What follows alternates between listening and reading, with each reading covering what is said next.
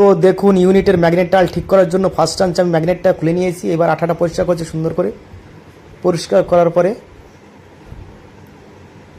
যেটা করতে হবে, সুন্দর করে পরিষ্কার করতে হবে, হাওয়া মারতে হবে, কারণ একটু নোংরা থেকে গেলে ম্যাগনেটের যেই পাতিটা লাগানো সেটা কিন্তু বেশি উঁচু হয়ে যাবে, সম্পূর্ণ মিশবে না, তাহলে একটু আঘাত লাগলে পর্যন্ত আবার কিন্তু ম্যাগনেটটা টাল হয়ে যাবে। তার জন্য আমি সুন্দর করে ব্রাশ দিয়ে পরিষ্কার করে নিচ্ছি। পরিষ্কার করে নেওয়া হয়েছে। এটার বন্ডটাইড র্যাপিড আঠাটা আমি মিক্সচার করে দেখাবো।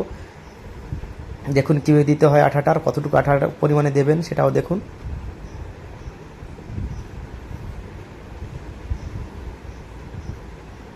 এটা হচ্ছে ব্ল্যাক কালারের আঠা, খুব ভালো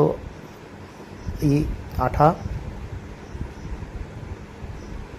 বন্ডটাইড র্যাপিড। 300 টাকার মতো দাম নেবে আপনাদের কাছে।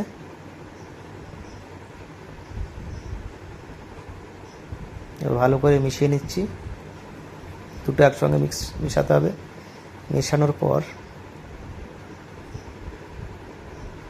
যত সময় একটু ভালো করে মেশালে ভালো হবে, তাহলে আঠাটা একটু বেশি সময় লাগবে না আপনার হতে জমতে। দেখুন আমি চারিদিকে ভালো করে সুন্দর করে দিয়ে নিচ্ছি। আঠা দেওয়া কমপ্লিট হয়ে গেলে এরপরে আমি ফিল্ম লাগাবো। ফিল্মটা হচ্ছে 7 নম্বর ফিল্ম। পাঁচটা রাউন্ড দিতে হবে।